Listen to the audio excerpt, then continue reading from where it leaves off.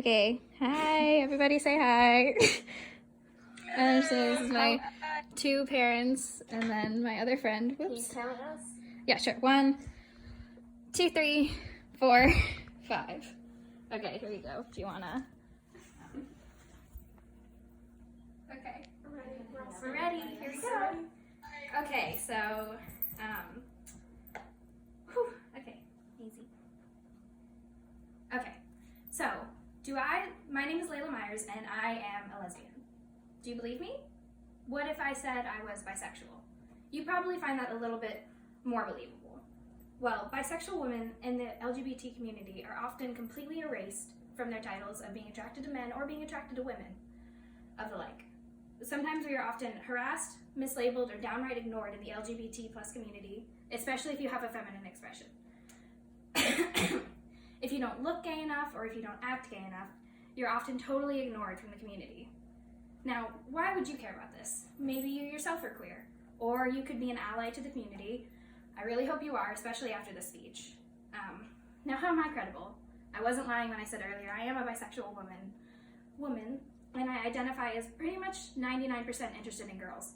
So I myself have experienced much of the discrimination and things of that like within the community.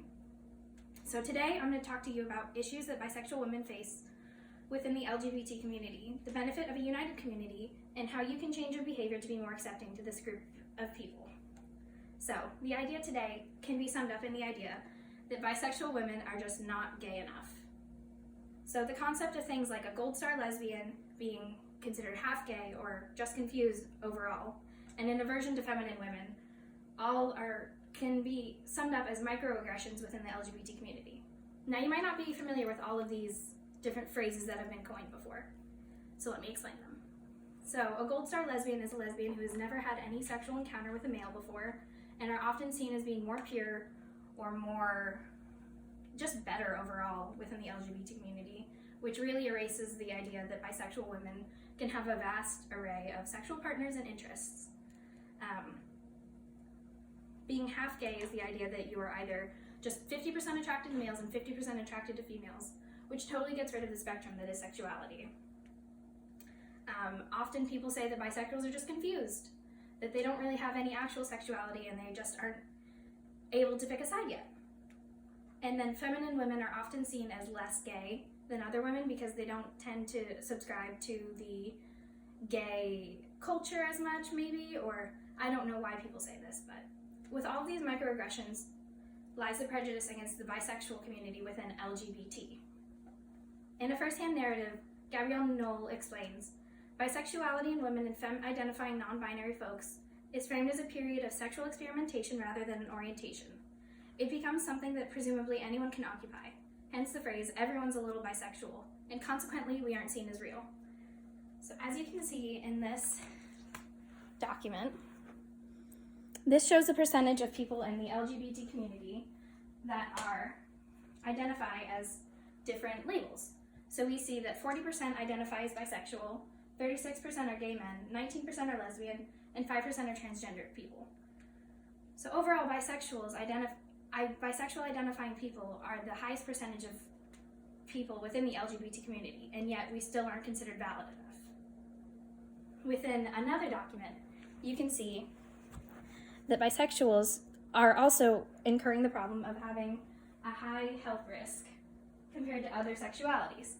So straight heterosexuals have the best health in relation to their sexual orientation, gays and lesbians have in the middle ground, and bisexuals have the worst, seen in things such as higher STI diagnosis, higher risk of heart disease, cancer risk factors, and lower rate of cancer screenings.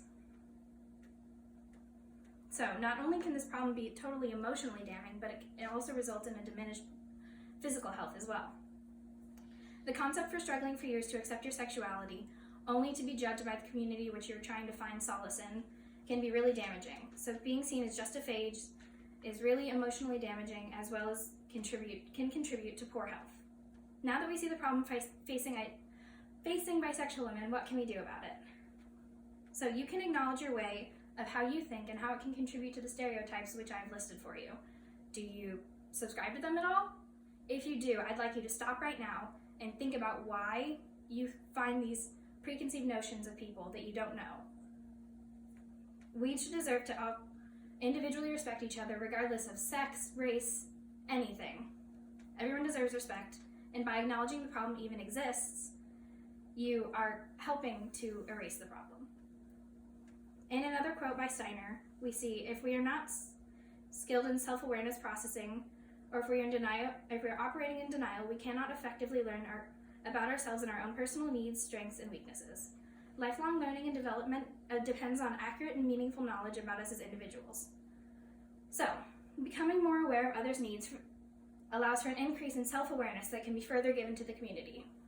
Being all college-educated individuals in this room, we see that we take a value in our personal education, but what about our global education? By allowing ourselves to understand the problems of those that might be outside of our own specific niche, we allow ourselves to become more compassionate and accepting to others, which will directly combat the issue faced by bisexuals in the community. So what about in a perfect world? In a perfect world, we're exactly that. We feel safe and accepted in the communities which we choose to identify ourselves in.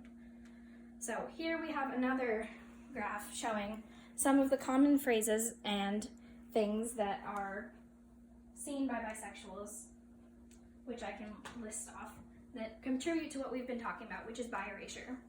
So it can be mislabeling people as lesbian, gay, or straight, even when they are out as bi, such as people like Alan Cumming or Lady Gaga. You might not know that they're bisexual because of the problem of bi erasure.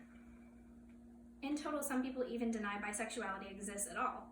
Bisexuals can be called allies instead of actually being labeled as part of the community, and using non-inclusive language such as calling all marriages gay or straight, even if they involve bisexual people, as well as only considering a person gay or straight, regardless of the sex of their partner, not the expression which they choose to identify with. We deserve to be as loud and proud as everyone else in the LGBT community, and this will lead to a more accepting and happy world. So right now, hopefully I've brought to your attention that this is an issue within the LGBT community, and I encourage you to stand up for us by supporting local events. There's so many events nearby that you can go to, and you can just show your support for others. And you can stand up for these women that are having this problem, as well as men. So you can do this by immediately stopping your bias. Think about your preconceived notions of what a bisexual woman should be, and just get rid of them, because every person is different. Everyone is their own person with their own way of expressing themselves. So by dropping those expectations and assumptions you have in your head, you become a more accepting person. So if you agree with this, just act like it. So we bisexual women do not need to fit a certain mold or look a certain way in order to be accepted. What I've spoken to you about today can be summarized under the term bi erasure, as well as the benefits of directly changing your way of thinking in order to create a more accepting and wholesome world.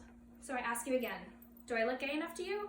Or does this question sound as ridiculous and disrespectful as it sounds to me? Thank you.